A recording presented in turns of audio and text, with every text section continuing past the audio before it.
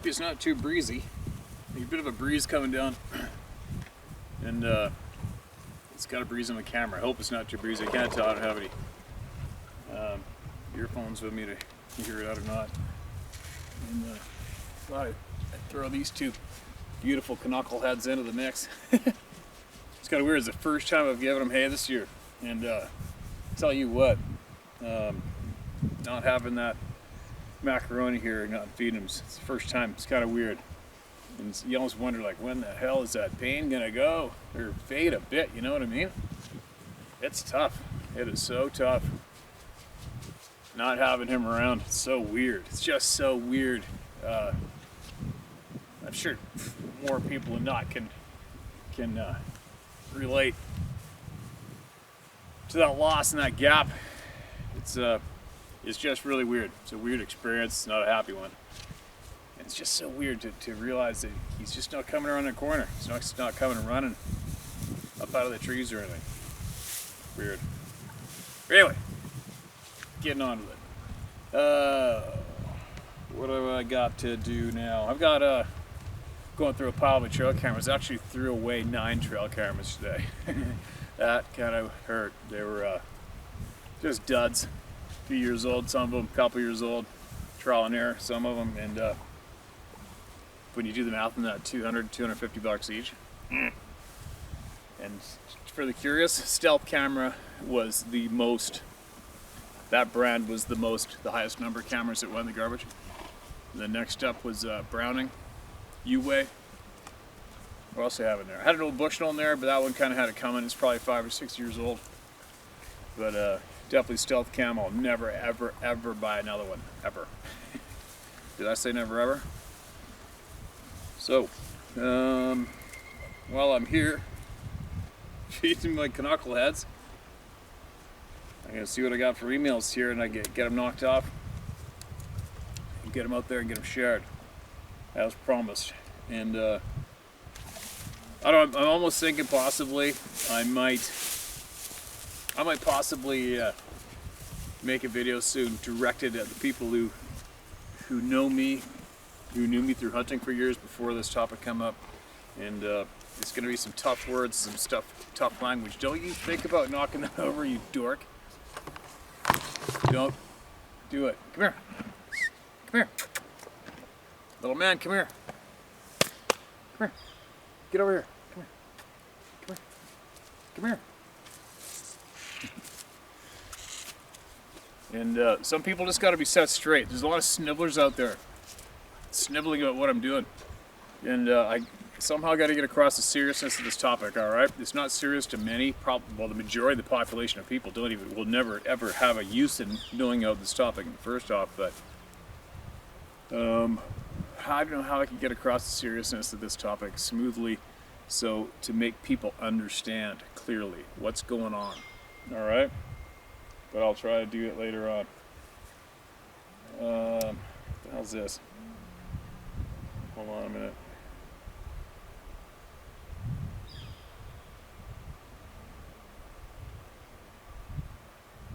Because I wouldn't wish this experience on anybody, to have to go through the bullshit, the shock of experiencing one of these things out in the woods. And if you think this is worthy to make up, you think I'm making this shit up, you definitely got to check yourself in and get evaluated. I definitely, there's a lot better things to do with your time to talk about this shit. But I've been directly affected, directly witnessed these things a couple times, and if you can't relate to that, I don't give a shit. But unfortunately, tens of thousands can. Okay, and something's just got to be done. And I've had enough of the horse shit, and I've had enough of the people who make a mockery of this topic and continue to. And that's what I'm doing, and it's working, and it's helping a lot of people. And I'll squeeze in hunting videos in between when I can, which I have been lately. And furthermore, this isn't costing you a frickin' dime. All right. So I just, a lot of people can say ignore the naysayers, ignore the haters, blah blah blah. But you know what? I just got a zero. I just have no patience for snivellers. This is frickin' man world where I live, and there's no room for sniveling. All right. What are you doing? But anyway, before I start babbling about that too much, let me...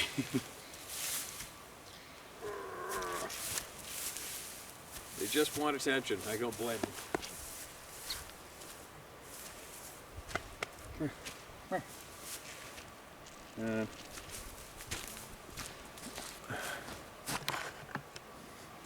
here.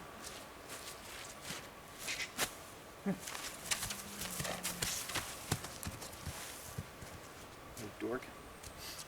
So anyway, getting on to the sharing an email. Listen to this. I don't have a clue what it's about, but I'm going to shortly. I don't have a clue what it's about, but we're going to in a minute. I'm on my last pair of drugstore readers. I bought like 7 of these in one go. Last pair. I brought 7 like less than a month ago. I hate these damn things, man. I got great eyesight normally. It's just things are getting a little fuzzy to read. I must be over 30 or something. So anyway, okay, listen to this. Hey Steve, what's up? Love the channel. My name is John Wilson. You can use my name if you choose to read my story. I saw your native Sasquatch mask on a previous video. I realized you've probably seen a lot of native art from Western Canada and Alaska. I sent a pic to see if you think the totem piece is Sasquatch or bear or whatever. My dad brought it back from Alaska years ago, and I think I remember him telling me it was supposedly Sasquatch. It's cool either way. Anyway, I sent in an email a while back, and I know you're busy and may have never seen it or didn't have the time to read it on your channel, but I'll retell it. Back in 1987, while being an infantry soldier in the Army stationed at Fort Lewis, Washington, we went on some training ops. I believe in the Gifford Pinchot, P-I-N-C-H-O-T, region of Washington State. Supposedly there have been a lot of encounters there. It was the middle of nowhere, maybe November, and it was cold and wet and so dark at night you couldn't see your hand in front of your face. We were miles from electricity. It got down to about 20 degrees at night. It was my turn for watch. My job was to radio check every hour and start the Humvee to keep the batteries charged. I was tired, freezing, and bored. Everyone else was sleeping in their fart sacks, and it was 0300 in the AM. I started the truck and cranked up the heater and figured I'd listen to my Walkman, high tech for back then. Not too long after that I heard a strange screaming noise, but it didn't register. I just kind of blew it off and ignored it, still being a little groggy I think. Then at exactly 0305, I heard what I can only describe as the most demonic, loudest, inhuman thing I'd heard in my life. It was so loud, I could hear it over my Walkman and the engine of the Humvee. I kicked the door open, ripped my headphones off, and jumped outside, just listened. It sounded like it was 300 to 500 yards away. The sound was absolutely deafening, and you could tell that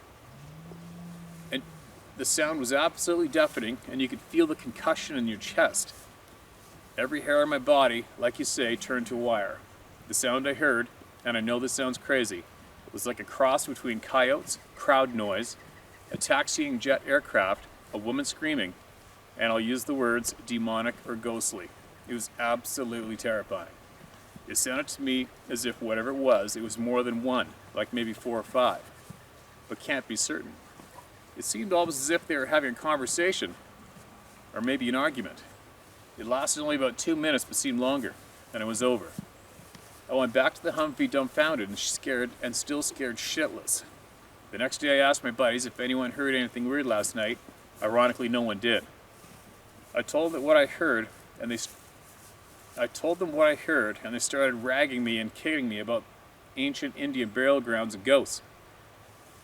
I failed to see the humor. About 2 days later I had the same watch, same drill, but nothing happened. That is until I woke a guy up, who I was pretty close with.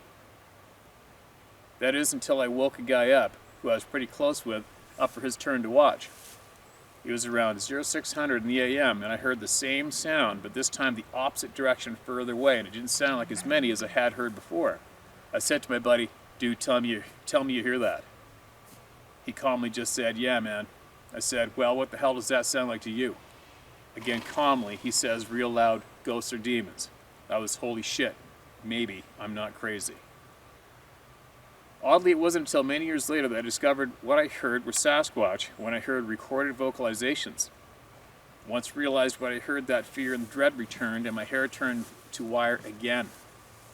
I tried to call the training records archives at Fort Lewis to try and find out exactly where it was we were at for those few days, hoping to maybe get a grid coordinate, but to no avail.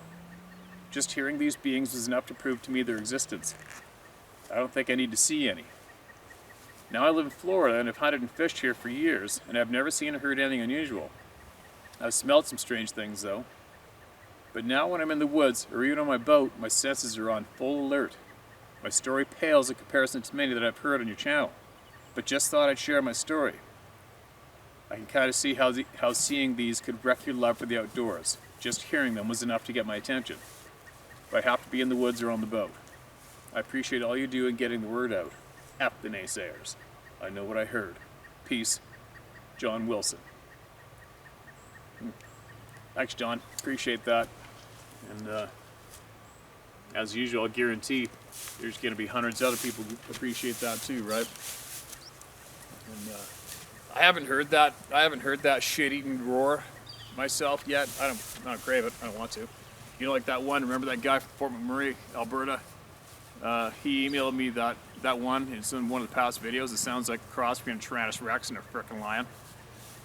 What I have heard around here, where I hunt, is basically like a male and a female cross loud shriek that basically scares the shit out of you, and too long and too loud for a human to mimic.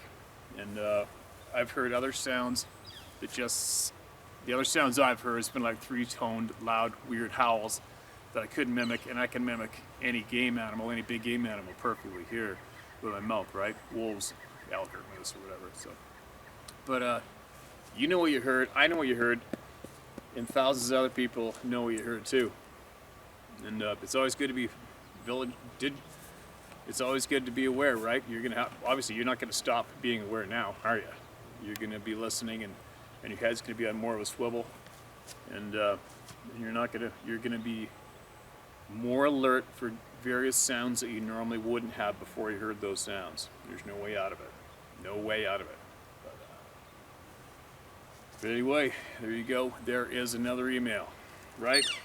Another one, another one, another one, another one. Let's see what else I got.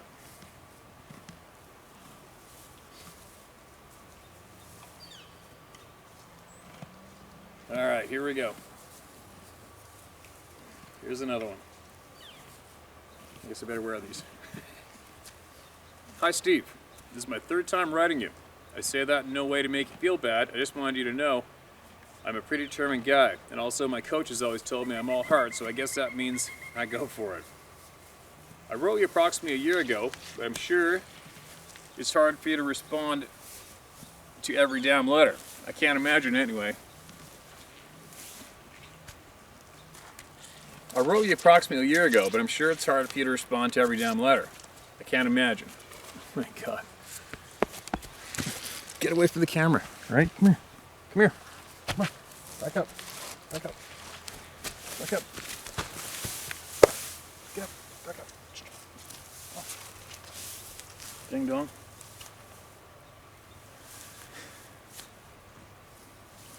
I wrote you approximately a year ago, but it's still going. It's still going.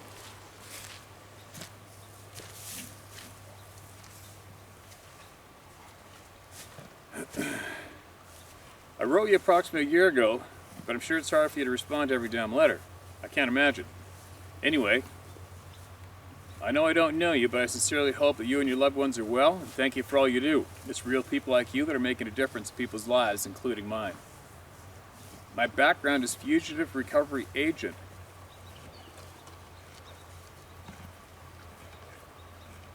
Wildland firefighter and fishing charter captain.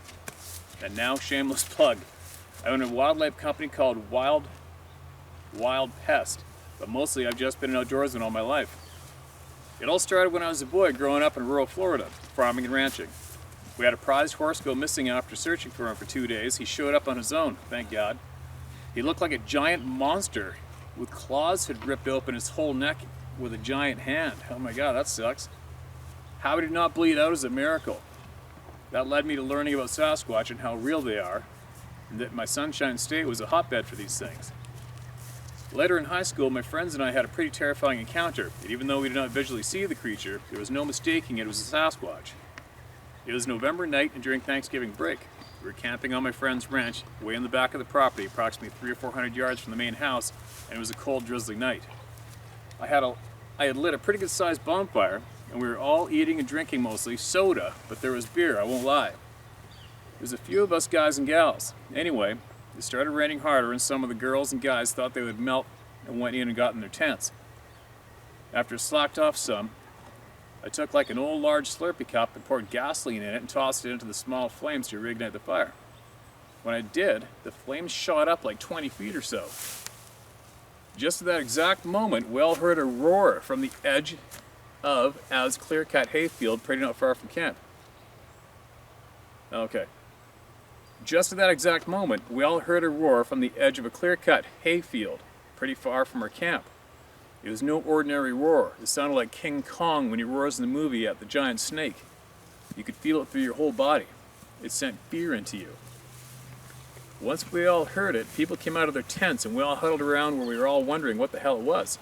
My little sister had a horse farm and used to live right beside a place called Big Cats.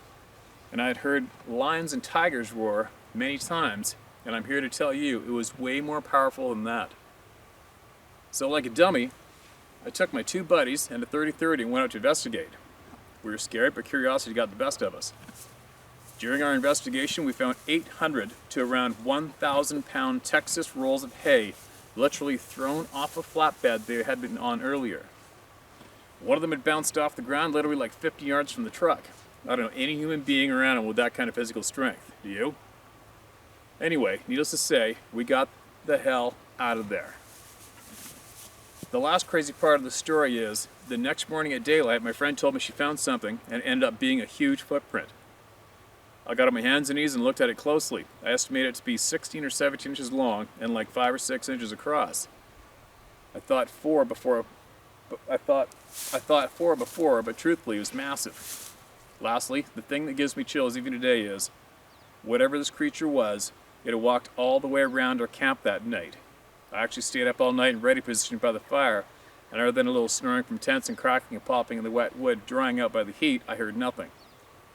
This thing was so stealth that a seal could not have been quieter. It gave me a whole new perspective of sleeping in the wilderness alone. I don't do it anymore, and my head is now on a swivel now every time in the wilderness.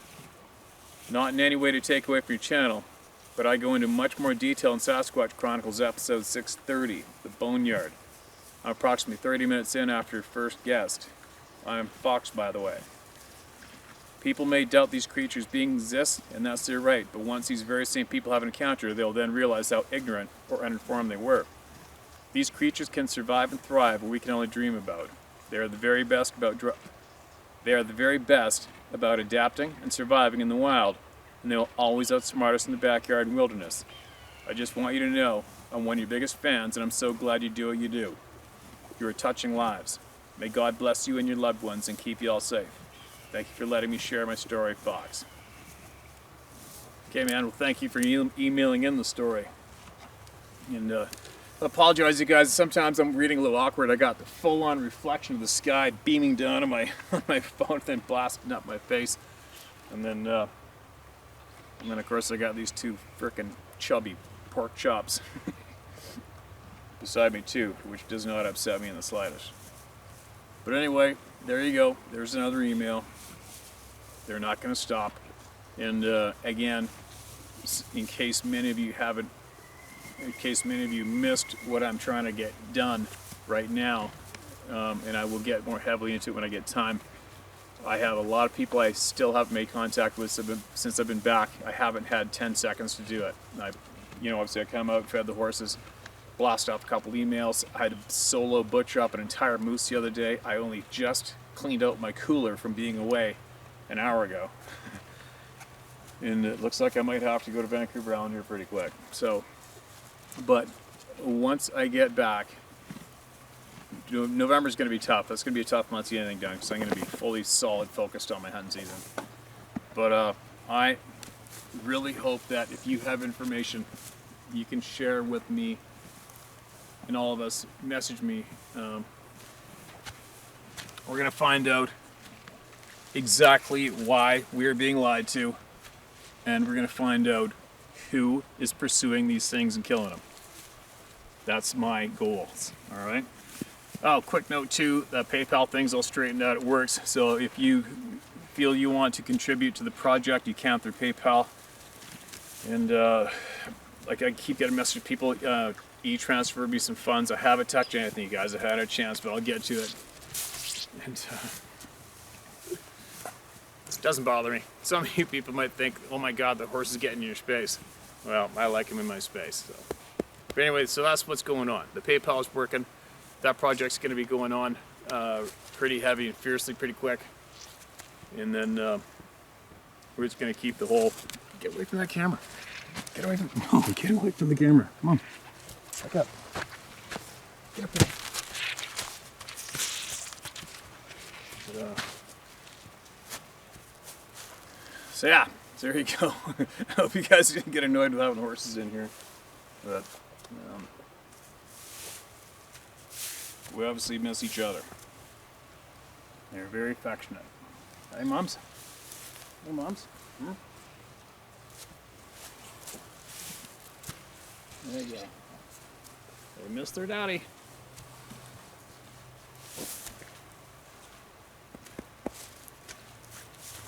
Okay.